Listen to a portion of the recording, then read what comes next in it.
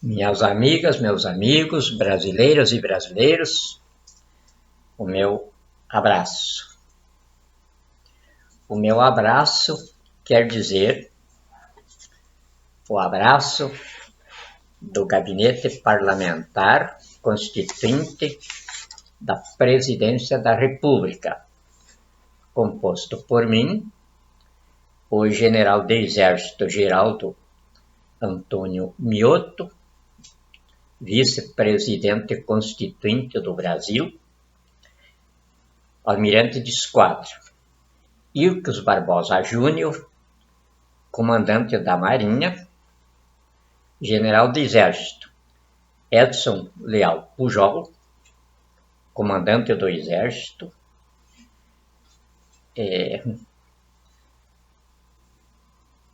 Tenente Brigadeiro do Ar Antônio Carlos Moretti, Comandante da Aeronáutica. Os doutores João Martins Júnior, Presidente da Confederação Nacional da Agricultura, Paulo Afonso Ferreira, Presidente da Confederação Nacional da Indústria, e José Roberto Tadros, Presidente da Confederação Nacional do Comércio. Os 8 membros do Gabinete Parlamentar Constituinte do Brasil Novo, que encerrou no dia 29 de dezembro de 2017 o período colonial atrasado, subdesenvolvido, de 1500 até essa data. Não bem nessa data, porque nós estamos instalando a terceira fase do ideário da Revolução de 64, que dividira aquele ideal das Forças Armadas de fazer do Brasil um país de primeiro mundo. Começou com a reação das mulheres brasileiras, lideradas pela professora Amelinha, no Rio de Janeiro. Coisas que a nação não sabe, porque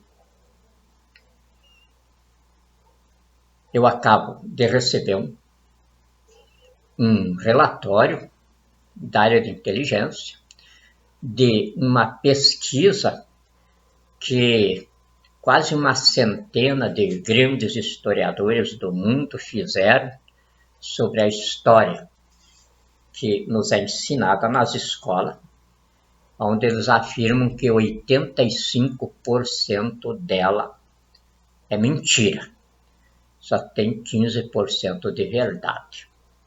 E eu sou prova disso porque de 69 até agora eu sou a história do Brasil desse tempo.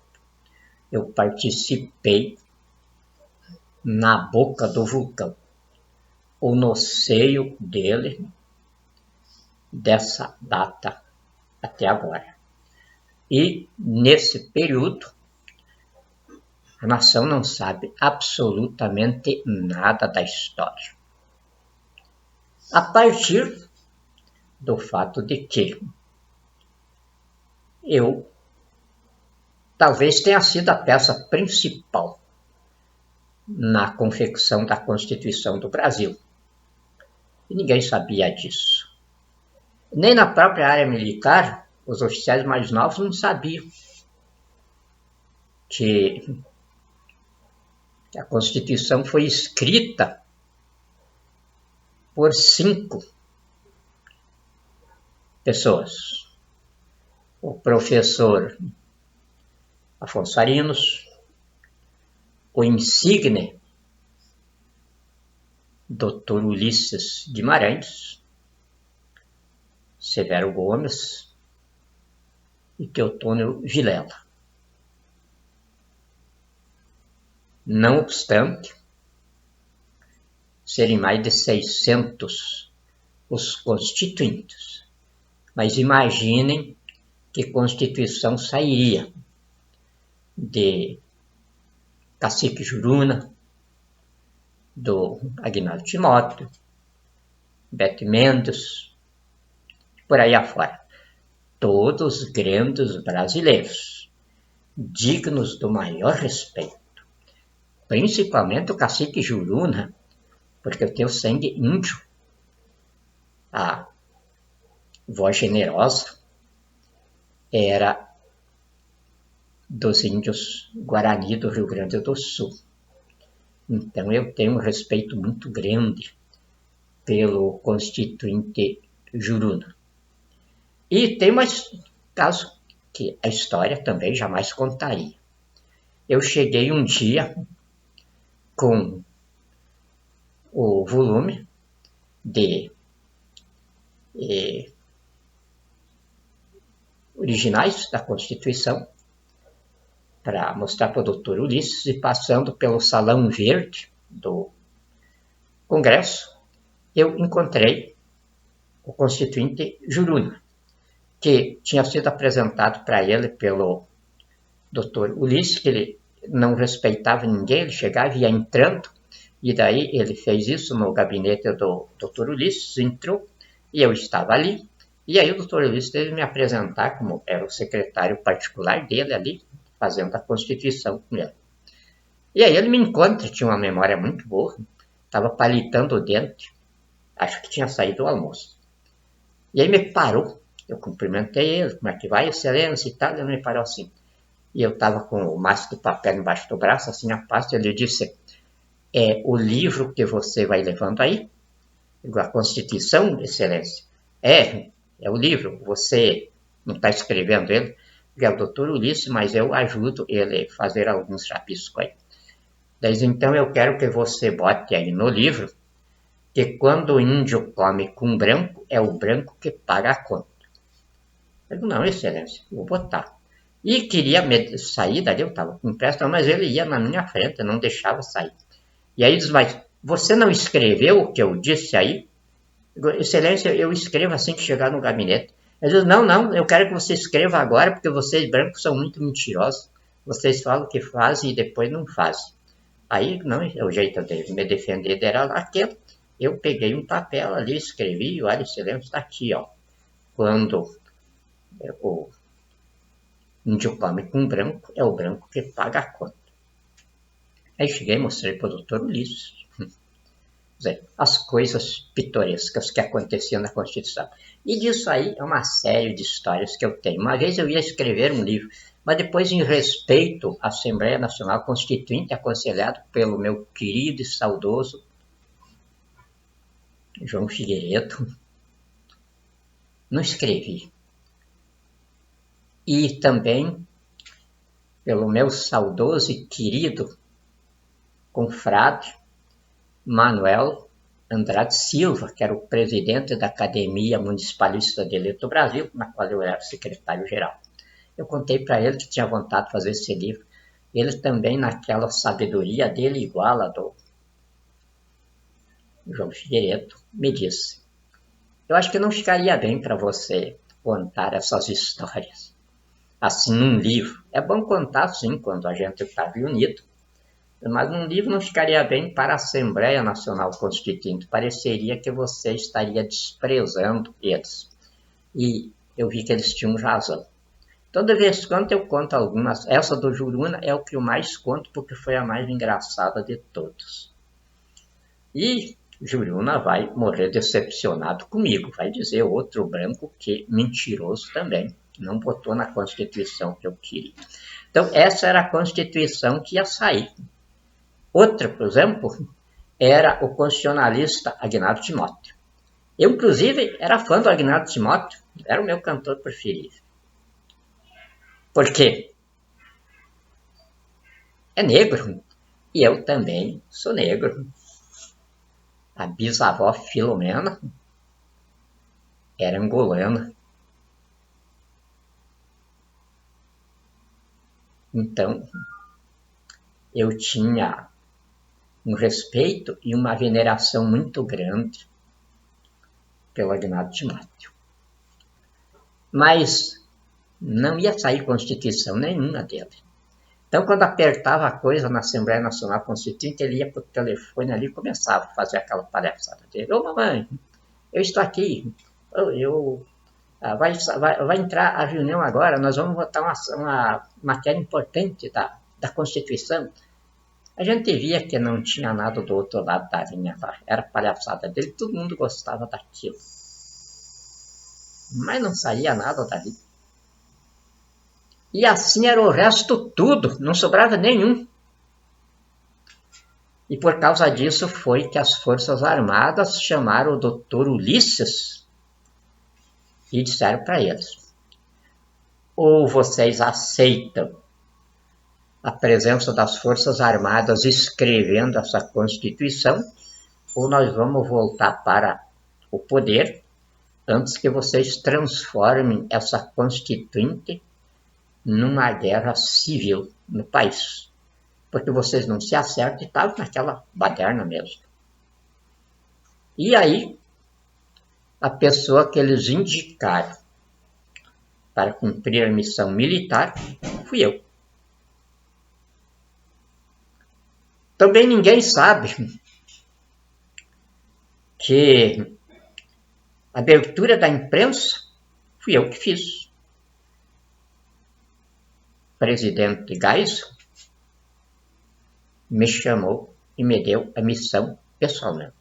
O presidente Geisel a gente chamava ele não era de presidente nem de general, nós chamávamos ele de prussiano. Ele é de origem alemã e tinha aquele estilo do prussiano. Pouca conversa e meio áspera. Aí eu mandei chamar o senhor, porque eu preciso que o senhor faça a abertura da imprensa. Eu fiquei olhando para ele assim, ele me olhou firme, disse: eu já sei o que o senhor vai me responder, mas a imprensa é claro que está aberta. Mas eles dizem que precisa fazer uma abertura da imprensa e eu, selecionando o pessoal aí, eu entendi que o senhor podia fazer isso. É escritor, jornalista. Eu digo, pois é, a tarefa eu acho difícil. Por causa disso, abriu que está aberto. Depois é por causa disso que eu chamei o senhor. E a tarefa, eu acredito que o senhor vai dar conta dela. O senhor passe ali na imprensa oficial e o senhor vai, se precisar de alguma coisa, vão lhe auxiliar. E já me deu a mão, que era o estilo dele, para mim me retirar, que ele já tinha mais coisa para fazer. E para fazer a abertura da imprensa, eu tive o apoio do Jucundino Furtado, que tinha um semanário na Foz do Iguaçu, porque ninguém da imprensa pesada, eu procurei todos. Depois daí vinham os machões aí, Boris Casoy, era chefe de redação da Folha, aí na revista Veja, no Estadão, todos eles tinham mais ou menos a mesma pergunta. O senhor pode assinar uma carta de fiança para a empresa que quando os milicos prenderem o jornal e fechar o jornal aqui, o senhor pode pagar o jornal? Bem, então, a abertura da imprensa eu fiz com um semanário. E o primeiro episódio foi, eu fiz uma matéria sobre o desembargador presidente do Tribunal de Justiça do Estado do Paraná, Dr. Alcestes Ribas de Macedo. Naquela época, o Paraná era a notícia de corrupção no Poder Judiciário. E eu sabia disso. Eu tinha escritório de advocacia e sabia como funcionava a coisa. Mas daí foi a própria OAB que pediu para mim, quando viu o jornal funcionando, e o jornal era vibrante e atacando o regime militar de todos os modos, aí pediu se eu podia fazer uma matéria e me entregou uma denúncia que era um brinco, a documentação que a OAB tinha.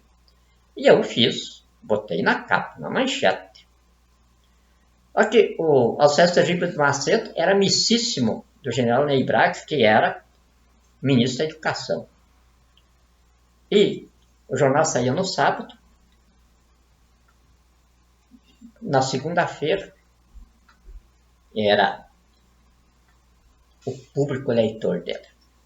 E aí, chegou o oficial do Exército, dizendo que o presidente Geisel tinha determinado a minha prisão.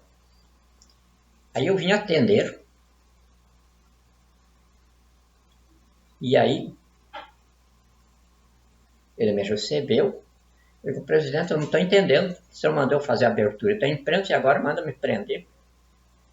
E ele disse: eu pedi para o senhor fazer a abertura da imprensa, não atacar a autoridade constituída. Aí me veio na cabeça imediato: pô, uma coisa tem aí. Depois daí foi que o pessoal da OAB me disse: não, é amizade do Alcestes com o Ney Braga. Mas daí eu mostrei para ele, não sei porquê na minha cabeça eu trouxe a pasta. Mostrei para ele: não, excelência, eu jamais ia comprometer o seu governo. Está aqui, o senhor olha a documentação. Ele deu uma olhadinha assim por cima, não falou nada, me entregou a pasta e daí levantou, já me dando a mão também, que era o sistema dele. Diz: entre nós, homens de guerra, não existe pedido de desculpa, não é mesmo? Foi o que eu aprendi na escola, excelência. Diz: então, boa sorte, o senhor já tem como voltar ao trabalho? Digo: sim, senhor. E saí. E daí, a próxima edição foi praticamente inteiro, aquela documentação inteira. Em seguida, o desembargador foi afastado, colocado à disposição, e só voltou depois que o presidente Figueiredo entregou o regime e saiu a anistia, e ele voltou daí, assumiu o tribunal para se anistiar e morrer com os proventos de desembargador. Tudo isso aí é da história, mas ninguém sabe. Ninguém sabe não é porque não acompanhassem as coisas, é porque nós não temos historiador para isso. E agora, agravando mais a situação, nós não temos nem imprensa. Nós temos capachos de bandidos, quadrilhas e corporações de vagabundos rotulados de jornalistas. A partir de Globo, de Record, de tudo. É uma corja da pior espécie. Eu, apavorado com isso, há pouco estava falando com a Mércia, e aí ela me esclareceu. Não, a espiritualidade maligna que está aí, e estão correndo da luz que está começando a aparecer. Eu acho que é isso mesmo. O jeito deles tentarem se proteger é esse. É ignorando o que já é uma realidade. E hoje eu tenho a satisfação de informar a nação que o nosso vídeo passado já está em toda a Europa. Foi a primeira vez que um chefe de Estado do terceiro mundo abordou questões seríssimas de política internacional sem ler o que falava, com conhecimento profundo de causa, absoluta autoridade pedagógica e domínio da vida civilizada. Isso era da imprensa brasileira, está estampando em manchetes nos jornais do Brasil.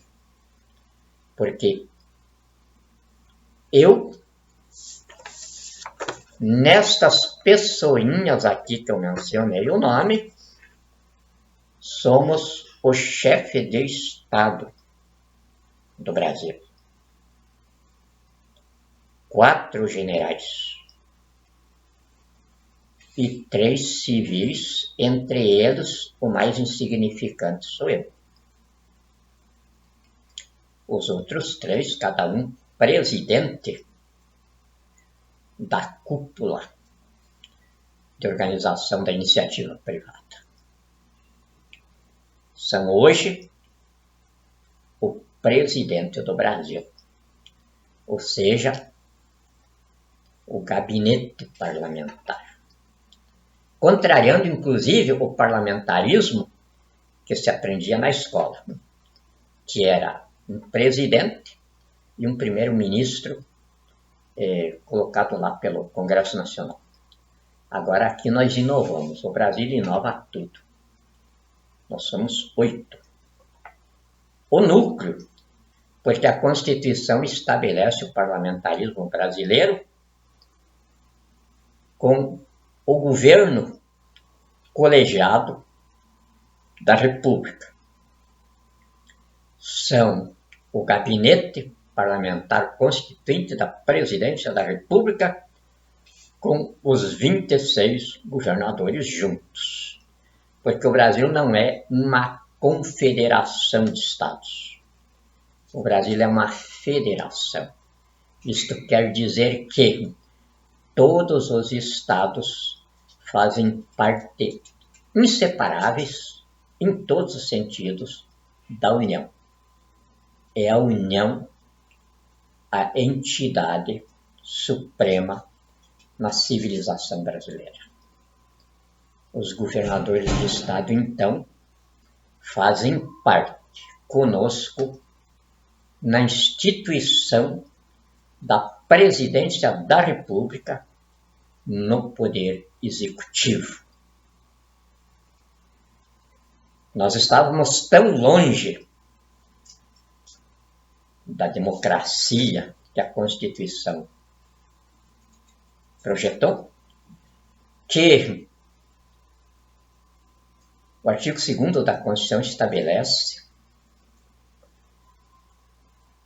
a formação da União no Estado democrático, pelo Estado Democrático de Direito, constituído do Poder Executivo, o Poder Legislativo e o Poder Judiciário, independentes e harmônicos entre si. Os nossos juristas não sabiam o que era isso. Agora que estão aprendendo com a gente. Já mais ou menos já estão dominando, pelo menos o Supremo Tribunal Federal, os órgãos públicos de vulto, aí já dominam. Por quê? Poderes independentes. Cada um poder é um poder. Agora, harmônicos entre si, o que queria dizer? A democracia brasileira se compõe de 2 esferas. A esfera judiciária e a esfera institucional. A esfera judiciária é da problemática do existencialismo da nação. Nós chamamos, no grau de doutorado de constitucionalismo, o processo social, ou processo judiciário. E na área da esfera institucional, nós chamamos o processo histórico. E nós não temos. Me informaram ontem que agora eu tive de falar mais ou menos grosso com o diretor-geral do Supremo Tribunal Federal. Parece que eles estão agora providenciando o regimento do Supremo Tribunal Federal de recepção da harmonia entre os poderes, que é o protocolo documental entre os poderes. Quando um poder envia um expediente a outro, não é pedindo uma decisão do outro poder. É simplesmente cumprindo dogmas constitucionais. E não tinham isso. Então, o Supremo Tribunal Federal, de tanto a gente brigar lá, eles criaram daí a Central do Cidadão. Tem nada a ver com a esfera institucional. Mas o cidadão já teve lá mais um cabide de emprego ali para ele fazer aquela bobageira que tem lá. O cidadão não pode nem ele fazer a explanação dele no Central do Cidadão. Ele tem de ir lá e receber um papelzinho que eles fazem no computador e ele bota ali 3, 4 palavras e assina. Daí uns dias, ele recebe pelo correio que a sugestão dele, ou a exposição dele foi recebida e por causa disso, por causa daquilo, foi arquivado e eles dizem muito obrigado. Para isso que funciona a Central do Cidadão. E vocês não imaginam a quantia de gente que tem lá. Nenhum salário menos de 15 mil reais por mês. Tem até desembargadores lá dentro. Vocês já sabem quanto é que ganha um desembargador no Supremo Tribunal Federal. Está lá, na Central do Cidadão. E o Estado Democrático de Direito continua sem instrumento operacional. Aí não adianta nada. É a mesma coisa que você comprar um automóvel, mas você não saber dirigir o carro. Não adianta nada. Você fica olhando para o carro e não consegue fazer se movimentar. Você tem que saber dirigir ele. E não só dirigir, você tem que conhecer o sistema elétrico, você tem que conhecer as coisas básicas de motor e tal, para você também não sair na rua e ficar trancando a rua aí por qualquer eventualidade mecânica ou elétrica. Assim é o Estado Democrático de Direito. A Constituição instituiu o Estado Democrático de Direito como o instrumento de transformação dela na civilização espiritualista religiosa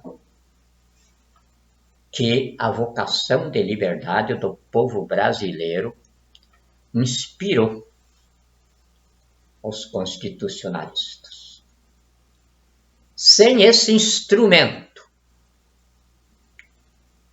a Constituição não tem serventia nenhuma. E foi o que aconteceu.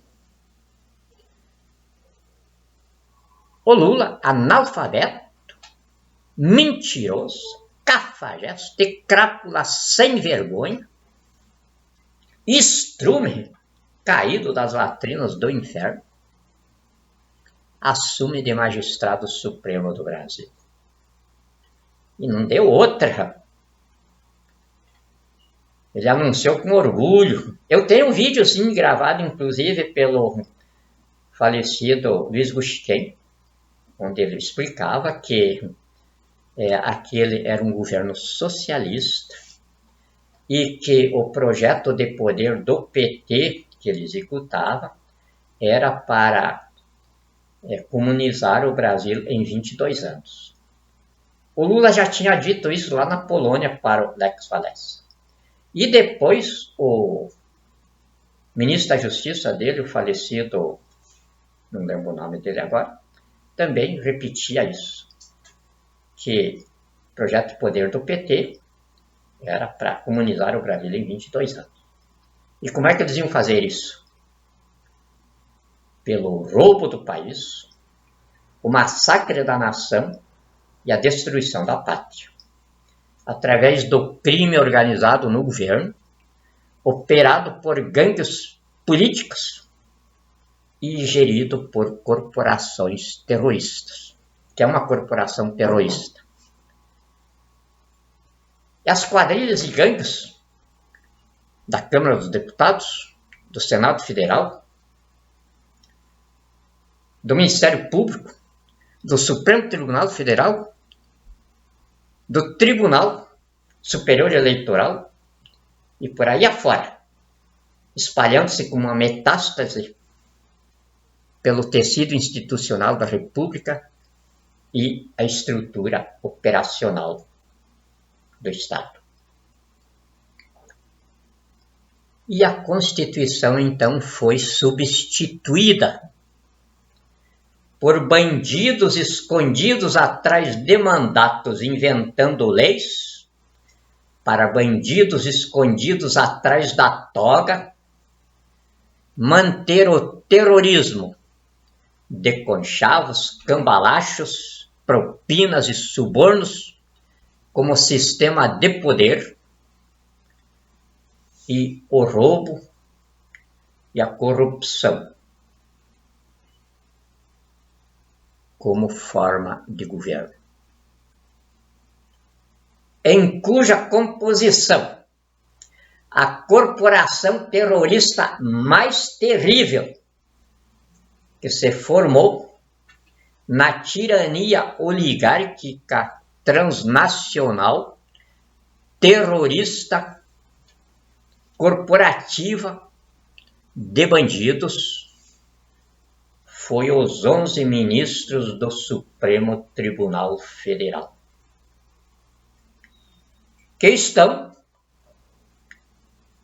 com a prisão decretada, a execução pela Polícia Federal no persecutório de Estado que já está instaurado lá.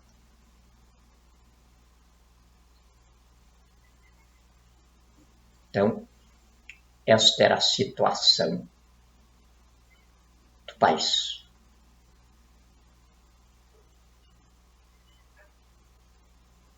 Por isso é que ficou provado para os cientistas políticos, para os analistas de guerra,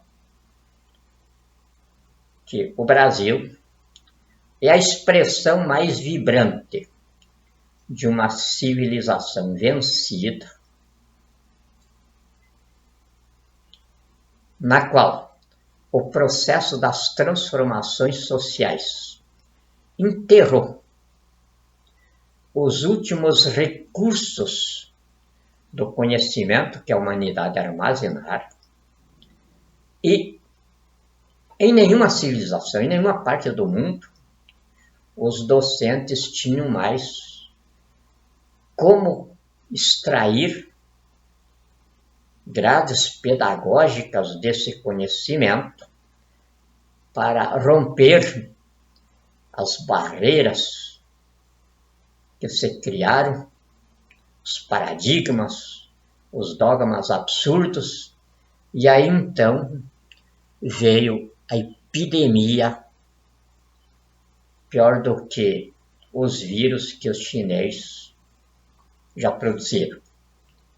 A epidemia da corrupção, da prostituição, do cafajestismo, do vício e do analfabetismo, somado com o banditismo. E aí deu a tragédia de civilização que nós estamos suportando.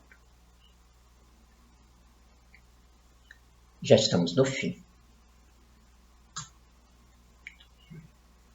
Agora, como eu já falei aqui, eu não sou mais eu. Eu sou a voz dos 8 estadistas, por excelência, do gabinete parlamentar constituinte da presidência da República. Então, se eu falasse meu próprio nome, eu poderia dar minhas escorregadinhas, porque eu respondia por mim. Mas agora eu não posso. Eu tenho de falar por estas sumidades aqui. Entre eles, eu sou o menor. Como João Batista disse quando viu se aproximar Jesus: eis o Cordeiro de Deus, que veio para tirar o pecado do mundo, do qual eu não sou digno de lhe desatar as alpargatas dos seus pés. Assim sou eu, entre os 7 luminares aqui, que emergiram dessa hecatombe de civilização para retomar o Brasil do domínio da China e recomeçarmos a civilização brasileira com os brasileiros.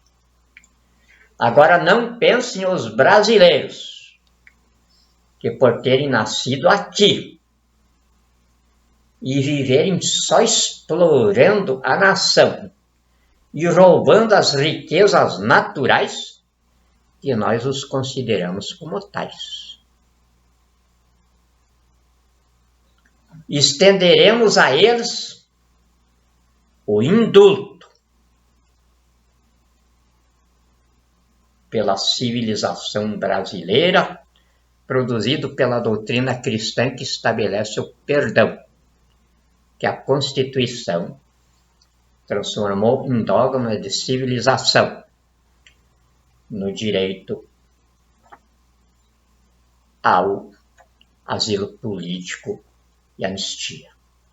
Então, baseado nisso, o artigo 84 da Constituição nos habilita com o indulto.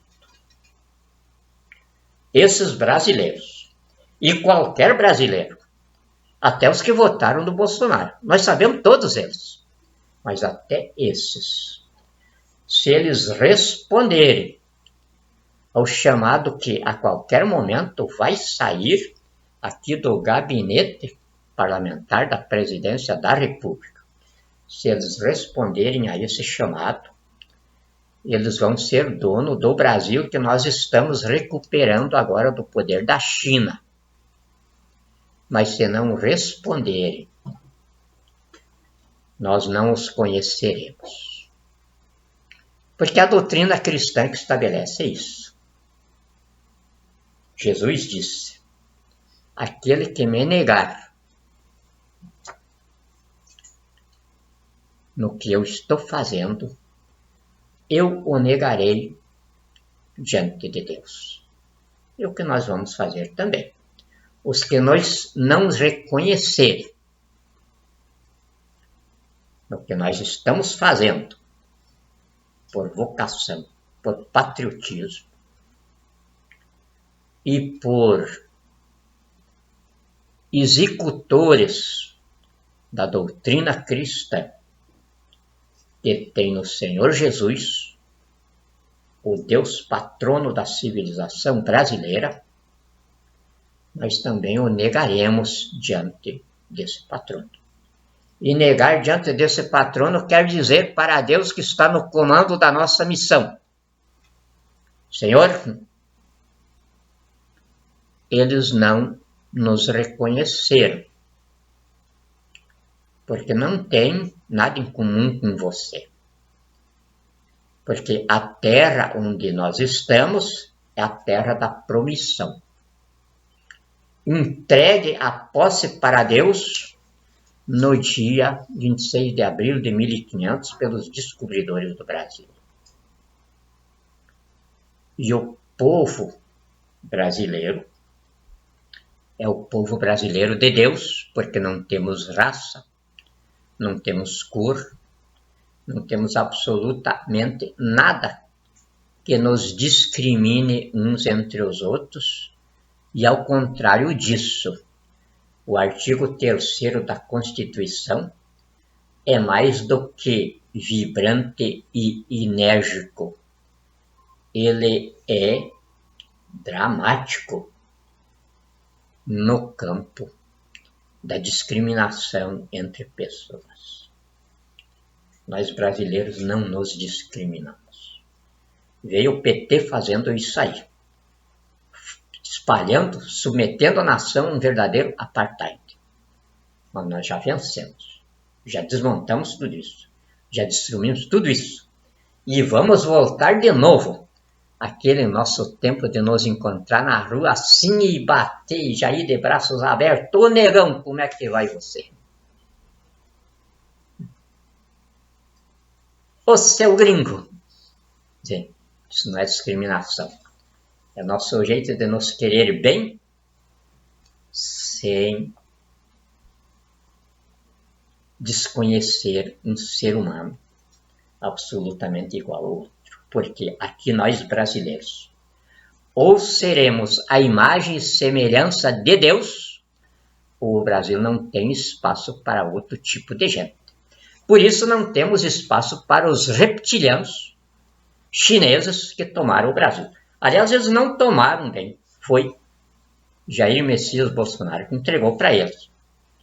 E ficou de preposto do Xi Jinping, que hoje é o chefe supremo do Brasil. Não vai sobrar nenhum reptiliano dentro do Brasil. Nem lojinha de chinês, nem coisíssima nenhuma aqui. Nem o pastel deles. Porque eu acho que até eu comi carne de cachorro. Porque eu comi pastel de chinês.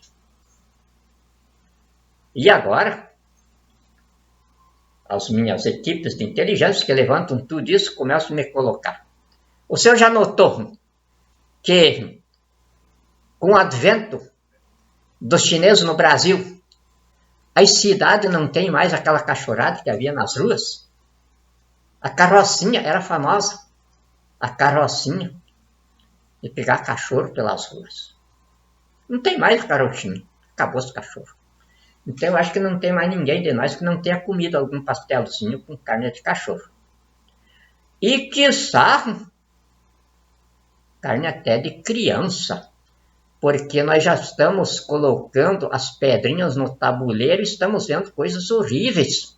Coincidências que fazem a gente tremer. O desaparecimento de crianças, de bebês no Brasil coincide também com o surto de chineses dentro do Brasil.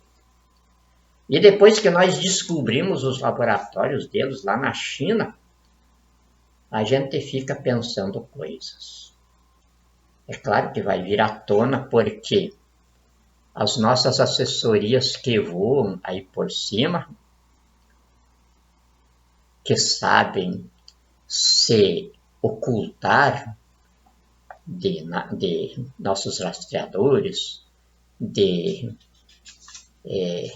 nossa aparelhagem de identificação de coisas no espaço, foram os que descobriram os laboratórios da onde nós soltamos o enxame de vírus que atacou a China. Lá dentro. Isso não é tudo que nós vamos fazer, isso foi só o recado.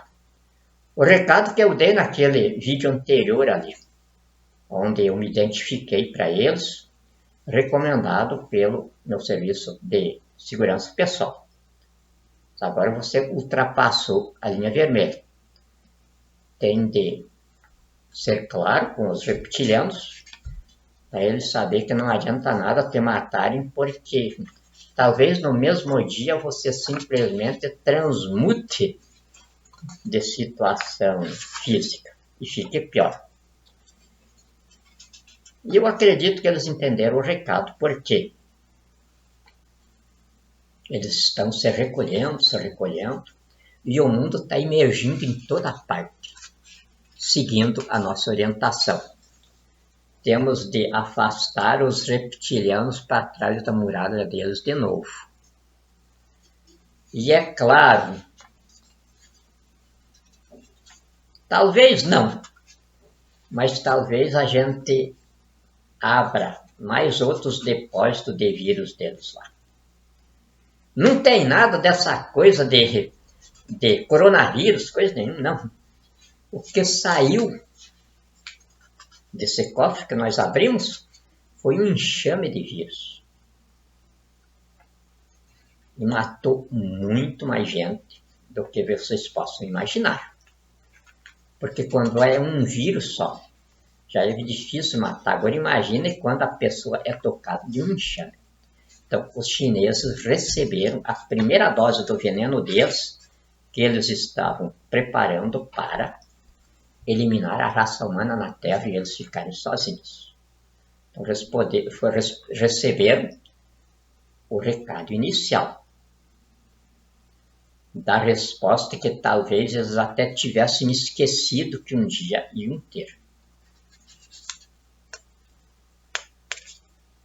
Tem, de vez em quando me falam, gente falando em vídeos aí, de infestação de coronavírus no Brasil, disso e daquilo.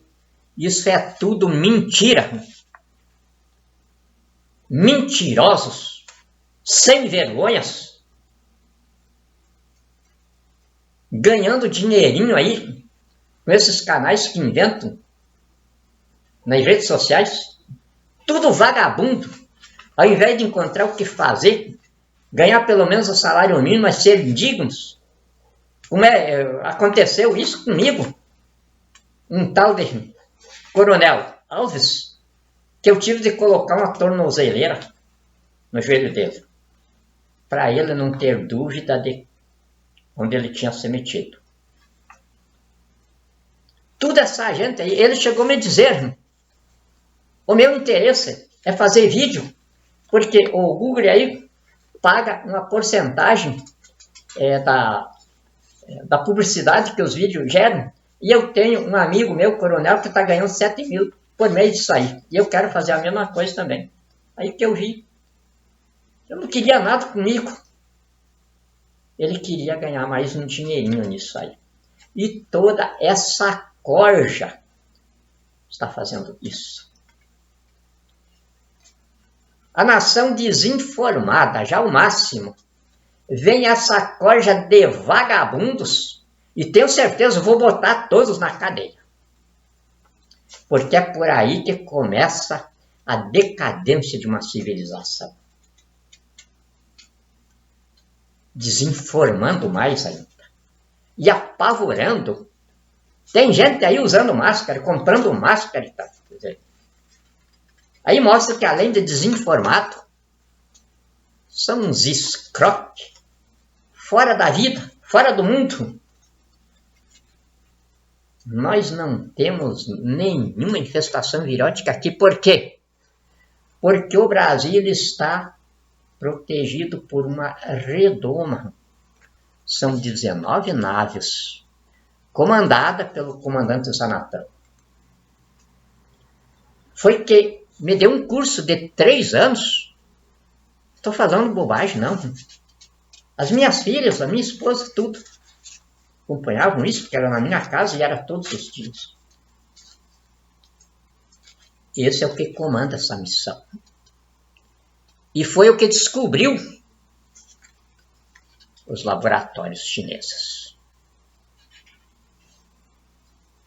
E foi o que determinou a abertura desse cofre lá para dar um recado para eles que o programa deles de dominarem o mundo primeiro pelo extermínio do sistema financeiro internacional, para daí eles introduzirem a moeda virtual deles, tinha se acabado com o programa de, depois disso, virem com, dizer, no desespero econômico geral, que o próprio FMI já tinha alertado no ano passado, de que se o mundo não sair da crise financeira em que está, dentro de 3 ou 4 anos, ia ocorrer uma hecatombe econômica. Hecatombe econômica quer dizer nações começarem a perecer de fome, de epidemias e de todos os tipos de crises por falta de crescimento econômico e excesso populacional. Porque não havendo cobertura econômica, a expansão demográfica começa o processo de autodestruição. Isso aí é da natureza. A natureza que faz isso, não tem como você sair dela. Então ia acontecer isso. Já está debelado. O Brasil assumiu a responsabilidade de restabelecer o sistema financeiro internacional. E o mundo conhece do nosso potencial. Nós temos, para início de conversa, 985 trilhões em riquezas de lastros de emissão. Supera a dívida pública do mundo, que é de 715 trilhões de reais. O nosso lastro de emissão é de 985 trilhões de dólares. O que nós colocamos aí. Mas talvez nem seja isso. Talvez seja um outro suporte bem maior do que esse. Então, o plano chinês está acabado. Eles tinham, é a maior força militar do mundo, tanto em efetivo humano, quanto em equipamento bélico. Mas eles não tinham isso pensando num contra-ataque militar. Era para garantir o programa deles de extermínio da humanidade por vírus. E eles estavam progredindo gigantescamente nisso. Então, esse negócio deles comer aranha, comerem jato, comerem formiga, comer tudo que aparece. Não é porque eles precisassem disso. Eles podem comprar alimento do mundo e tal. Eles faziam isso aí que era para fazer a experiência de mutação genética deles. Por quê? Para eles destruírem a humanidade através de um vírus insuperável. Esse vírus tinha de ser fatal e de curtíssima duração.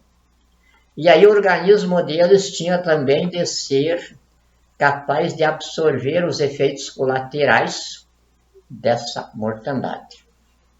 É claro que eles não iam matar toda a humanidade de uma vez só. Era estrategicamente o plano feito para controle matemático deles, a humanidade ir sumindo. E nisso eles irem adaptando o organismo deles para aquele período de adversidades que esse desastre ia ocasionar no sistema biológico solar. Enfim, a coisa é muito grande, mas assim que o gabinete parlamentar constituinte da Presidência da República estiver com o expediente normalizado no Palácio do Planalto, vai ter um canal de televisão do poder que vai estar 24 horas por dia com equipes especializadas informando o povo sobre isso, sobre o mundo novo que está nascendo com o Brasil na liderança. E essa informação não é, então, só para o povo brasileiro. É informação que vai sair do Brasil para o mundo inteiro. Com a cooperação dos Estados Unidos, da Rússia, da União Europeia, Japão, da Coreia do Sul, da Austrália e dos países africanos. A responsabilidade do Brasil hoje perante o mundo é enorme. Eu tenho um amigo nos Estados Unidos, que era das velhas equipes de inteligência. Um dia ele me telefonar para gozar da minha cara, dizendo, olha, ele é americano. Diz, nós suportamos o Brasil durante vários decênios, nos chamando de imperialistas, de dominadores do mundo e tal. Só que agora chegou a nossa vez da vingança. E a nossa vingança agora é doce. Porque agora o Brasil está na cúpula do mundo e ele não pode cair dela. Então nós americanos agora vamos tirar o nosso sarro. Porque quando nós estávamos na posição, nós éramos os imperialistas. Mas podia descer, porque o imperialismo sobe e desce. Agora vocês não. Vocês subiram por uma conjuntura da vida civilizada. E não podem descer mais. Então, não tem coisa mais engraçada para nós americanos do que isso. E eu vejo a conduta dos Estados Unidos agora, em relação ao Brasil e perante o mundo inteiro. Está mais ou menos nesse nível. Então, brasileiros e brasileiros, comecem a pensar grande, porque esta é a responsabilidade que Deus, no comando do vosso empreendimento, que me empregou como vosso instrumento de ação, vos colocou. É claro que é uma tarefa divina, que vai fazer de vocês os patriarcas de um tempo novo da humanidade, como foram os patriarcas do cristianismo que acreditaram em Jesus e instalaram a humanidade na civilização que durou até agora. Aquele punhadinho de gente, 12 homens, que depois, quando eles pensaram que tinham traído o mestre e tinham voltado às atividades de pescadores, de repente o mestre aparece, vivinho, assando um peixe na praia, que era o que eles gostavam, e esperando eles com o barco, já com os peixes assados. E o pão ali também. E aí diz a notícia evangélica. Ninguém ousava perguntar nada. Porque sabiam que era o mestre. Mas Jesus viu que eles estavam acanhados, estavam com vergonha, e daí teve de ser claro com eles. Chamou Pedro e disse, Pedro, você vai ser o líder dos outros. Mas fez o Pedro passar também por uma prova de limpeza de consciência. Perguntou para o Pedro 3 vezes se o Pedro realmente acreditava nele. Sem dizer, eu sou o mestre, que vocês já identificaram. Simão, você acredita em mim? Ele dizia, sim, senhor. Segunda vez. Na terceira vez, Pedro pensou que Jesus estava cobrando a negação de Pedro. Negou Jesus 3 vezes. E aí, ele pensou, pô, Jesus agora vai no final das contas dizer, então o teu lugar é no inferno, mesmo me amando. Mas daí Jesus disse para ele: olha, você é Pedro, e sobre essa rocha em que eu te transformei, eu vou assentar uma nova civilização, um novo tempo para a humanidade. E então, quando os romanos, na perseguição aos cristãos decretada por Nero, foram crucificar Pedro, aí ele pediu: me crucifiquem de cabeça para baixo, porque eu não sou digno de ser crucificado como o meu Deus. E aí os soldados fizeram a vontade dele. E cumpriu-se então o que Jesus tinha dito para ele. Então estamos combinados. Você é a pedra angular que me substituiu, porque lá os profetas antigos diziam que eu era a pedra angular de um tempo novo. Eu estou te colocando então agora no meu lugar, porque eu tenho de voltar para onde eu vim.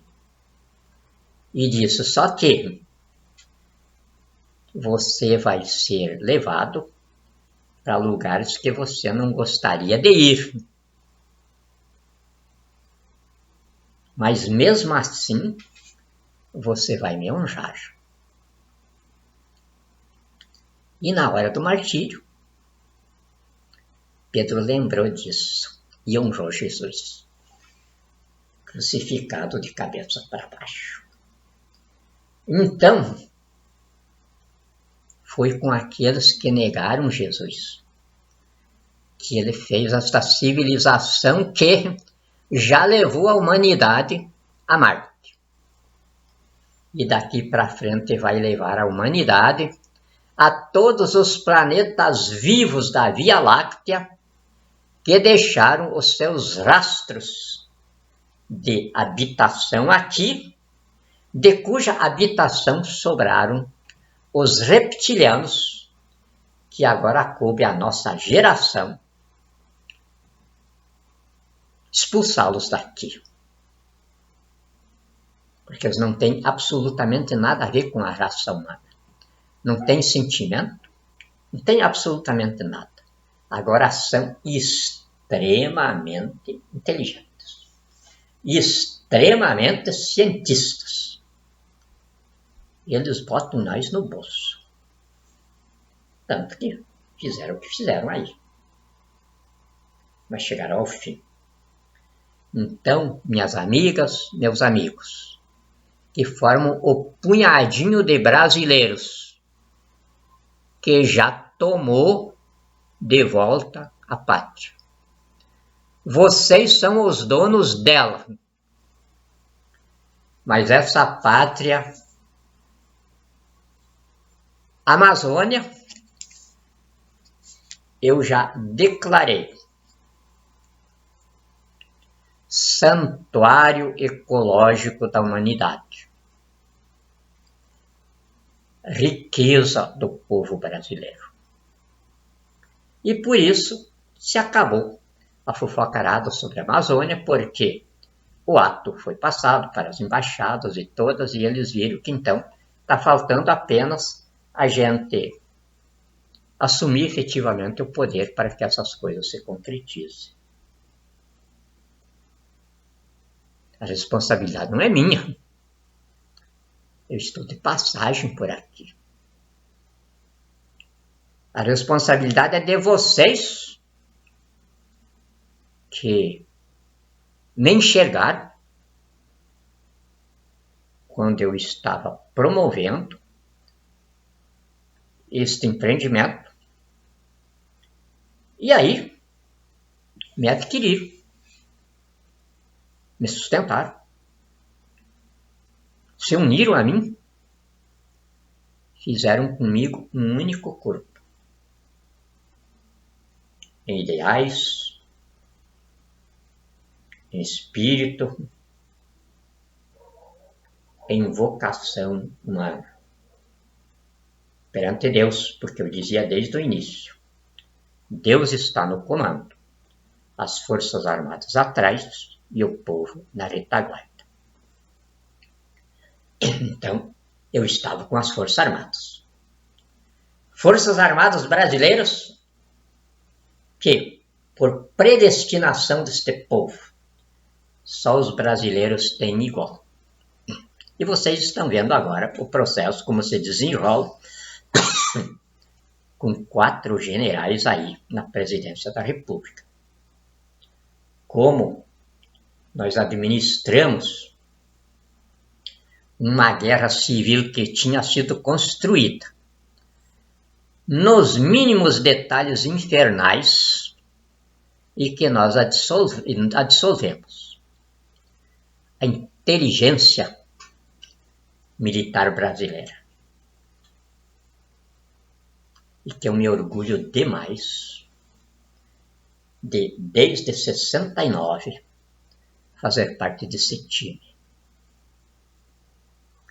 Verdadeiros ministros de Deus, portadores da arma para matar os maus em segurança dos bons, porque aqui, onde o Senhor Jesus é Deus,